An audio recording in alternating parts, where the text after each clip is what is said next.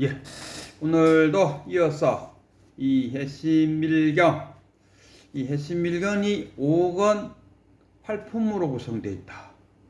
5권은 무슨 뜻인지 몰라요. 1, 2, 3이 뭐 1권이고 뭐 이렇게 된 아마 기승전결 그런 의미가 있지 않을까 싶고, 어쨌든 간에 8품으로 되어 있는데 1품이 서문, 어떻게 해서 부처님이 이 해심밀경을 설하게 됐는가.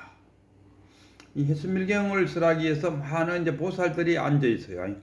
나름대로 이제 어중이 떠중이 아니고 정말 우리가 말하는 무슨 보살들이 앉아갖고 이제 보살 중에서도 부처님의 수제자가 있고 보살이 된 사람도 있고 뭐 이런 모양이죠. 그래서 어쩔 때는 어떤 보살이 부처님의 수제자인 보살한테 질문을 하기도 하고, 승의제 편, 이 편에는 보면은 일체법이 무엇이며 왜 일체법을 하나라고 말하는가, 뭐 이런 질문을 이제 부처님한테 직접 하는 게 아니고 보다 이제 쉽게 말하면 자기보다 고수인 보살님께 질문을 하고 보살이 또 답변하고 나중에 부처님이 또 최종 마무리를 짓기도 하고 뭐 이렇게 구성된 것이 해심밀경. 오늘은 그 3편의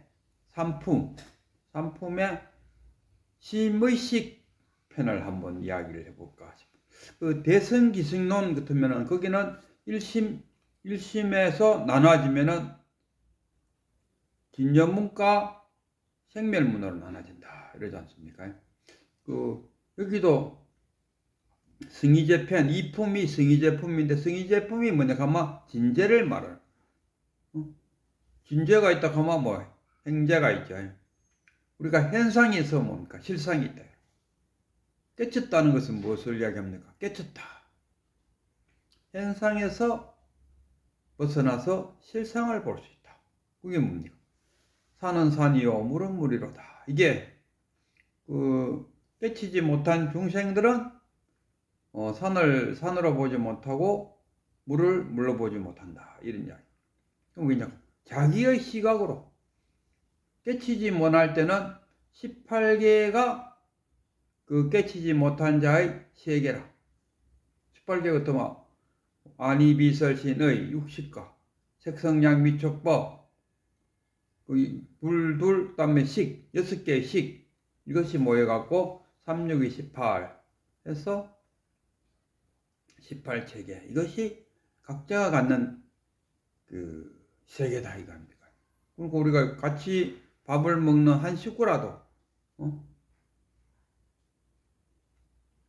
각자의 세계에서 살고 있다. 각자의 세계는 뭐냐? 이게 실상이 아니고 현상이다. 우리 법을 가르쳐 주신 백운 스님의 표현들을 하자면, 우리는 탁 접촉하는 순간에, 접촉이 뭡니까? 아니비설신의로 접촉한답니까? 12연기법으로 이야기하면 무명, 행식, 명색, 유기, 촉. 이 촉합니다. 촉 딱 첩하면서 그 다음에 뭐가 나옵니까? 수. 느낌 온다. 촉, 수. 그 다음에 좋아하고 하는 감정이 생긴다. 집착이 생긴답니까? 집착이 생김으로써 업이 생기고, 업이 생김으로써 유가 생기고, 유가 생김으로써 생로병사가 나온다. 22연기잖아요. 딱 촉하는 순간에 느낌과 생각이 일어난다. 그럼 느낌과 생각이 일어남으로써 상이 생긴다. 자기 나름대로 상을 만들어버려요. 그럼 우리는 그 상 속에 살고 있다. 그게 현상이라. 그 현상 속에 살면서 참선 수행을 해서 그 현상을 깨치고 실상을 바라볼 때 우리는 깨달았다, 견성했다, 뭐 이렇게 표현하거든요. 그러면은 실상과 현상은 둘은 아니죠. 깨치면은 실상이에요. 깨치지 못하기 전에는 실상이에요. 우리가 깨달으면은 부처요. 깨달기 전에는 중생이라. 중생과 부처가 따로 가야 돼요. 멸이 곧 생이요. 생이 멸이다. 생과 멸은 어떻게 보면은 정반대일 것 같지만은 즉했다. 생과 멸이 즉해 있다. 멸하지 않고는 태어날 수 없다. 안 그렇습니까? 멸해야 태어나. 또 태어나야 멸할 수 있잖아요. 안 태어났는데 어떻게 멸할 수 있어요? 어느 큰 스님들은 생사 속에 불멸이다. 이렇게 또 생사 속에 불멸이다. 우리가 뭐 공적시색이다. 공적시색이다. 또는 공불려색이라. 공이 색과 다름이 없다.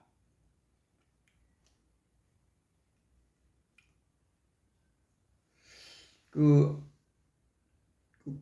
부처님의 제자 중에서 가장 첫 번째로 깨친 제자가 꼰단냐인데, 꼰단냐가 부처님의 설법을 듣고 탁 깨치면서 한 말이, 고진멸도에서, 팔정도에서 고진멸도에서 집이 곧 매리로다.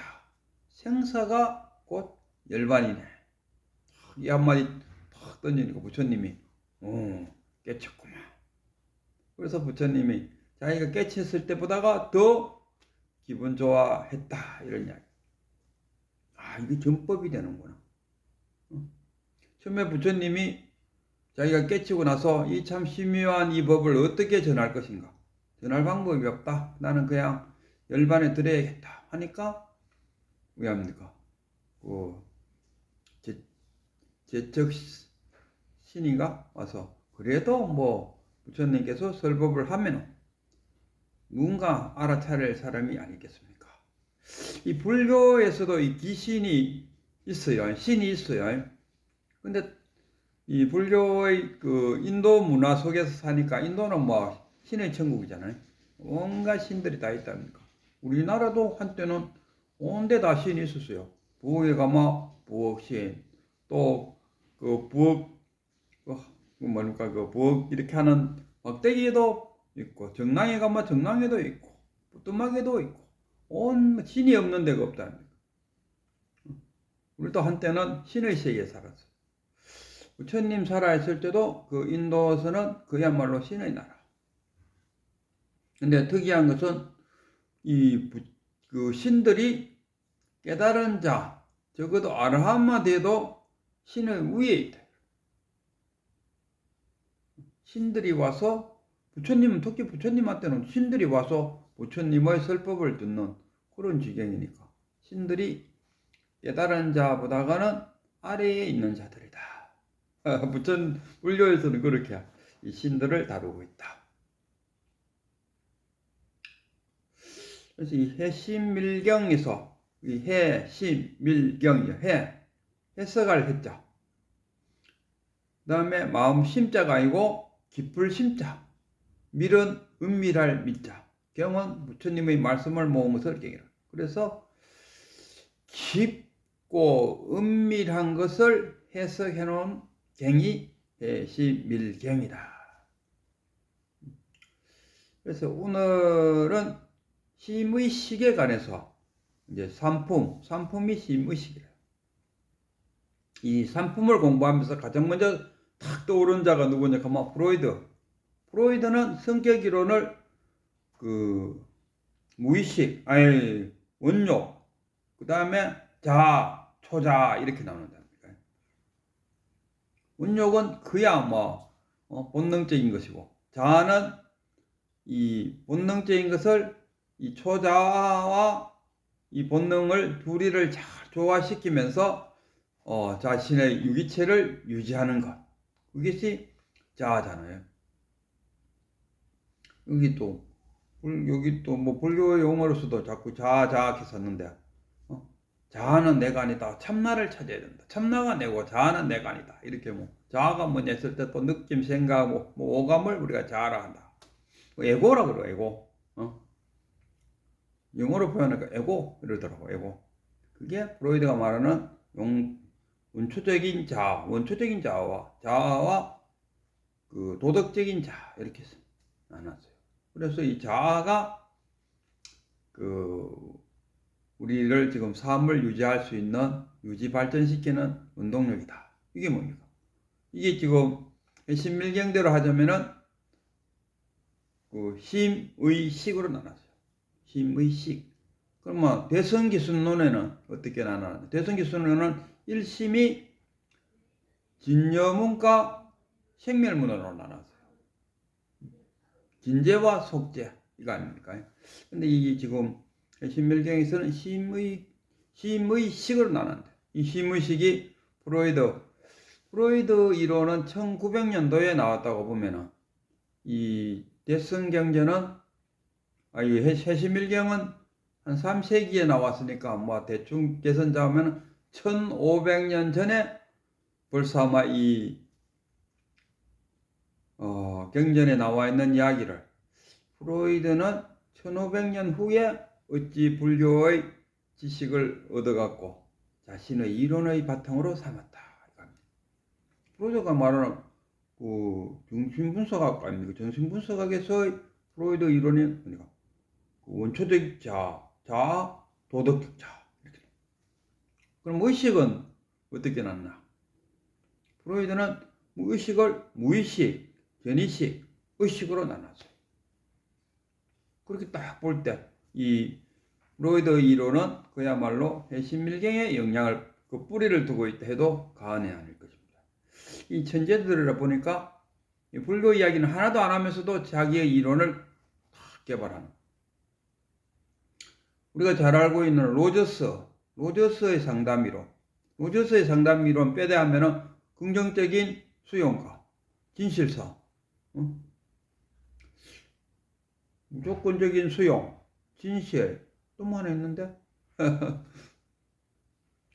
상담자가 갖춰야 될 기본 자질, 존중감, 무조건적인 존중이에요. 내가 비록 그대의 의견에는 반대합니다. 그러나 그렇게 말하는 그대를 나는 존중해주고 싶다. 모시에 같으면 어떤 사람이 난 이재명 대통령이 너무너무 마음에 들어 이러지 않습니까? 그러면 그래요. 나는 그대가 말하는 것을 나는 찬성할 수는 없지만 그러나 그렇게 주장하는 그대는 나는 존중해 줄 수는 있습니다. 이게 무조건적인 수용이다. 그리고 진실성. 뭐 하나 더 있었는데. 그 어쨌든 간에 로저스 이론도 어디서 나왔느냐? 로저스가 중국에 가서 무슨 세미나에 갔었는 모양이죠. 그 세미나 하는 동안에 불교를 접하게 되었어요. 그래서 그 영향을 받아갖고 자신의 인간중심적 이론이라는 하나의 그 로저스 이론을 만들었는데 그 로저스 이론 또 바탕은 결국 불교였다. 그래서 오늘 이 신밀경에서 심의식 했을 때 이 심이 뭡니까? 우리가 말하는 8식, 의식은 7식, 식은 6식을 말하고 있다. 여기 심의식에서 의식이 아까 말했던 프로이드가 말하는 자아와 같은 이야기. 그럼 심은 뭐냐? 그 저장소, 8식. 8식에는 우리가 이 눈으로 본 거는 또는 이 눈만 아니고 아니 비설신의 6개의 감각기관에 의해서 들어온다 아닙니까? 자극이 들어왔다. 그걸 받았다는 건 그게 전오식. 그가 의식이 들어감으로써 육식이 된다 아닙니까? 그 전오식 하면 감각이 터 왔어요. 왔지만은 의식이 안 되면은 모른다니까.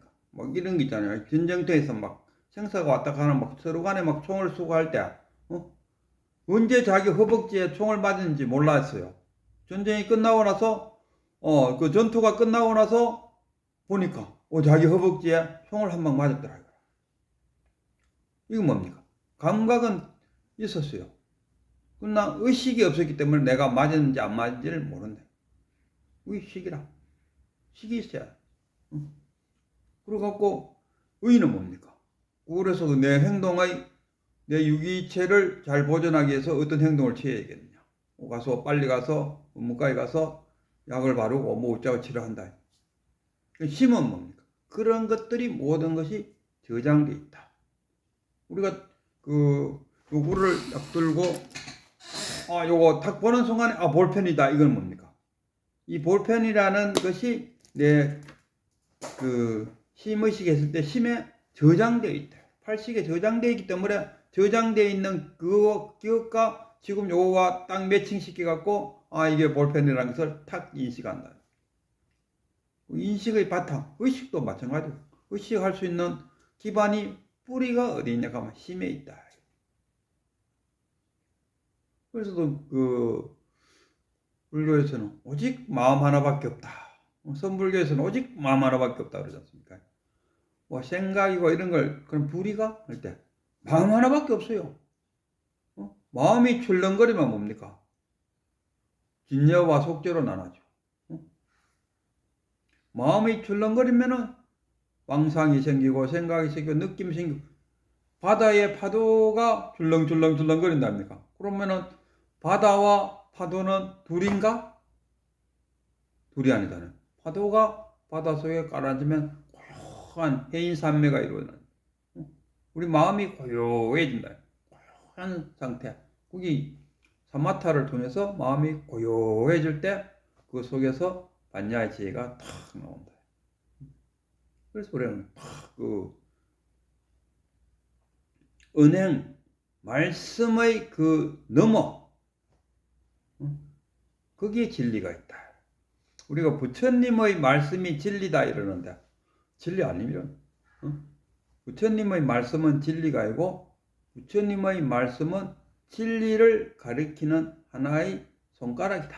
이래 보면 뭐 틀림이 없을 것 같습니다.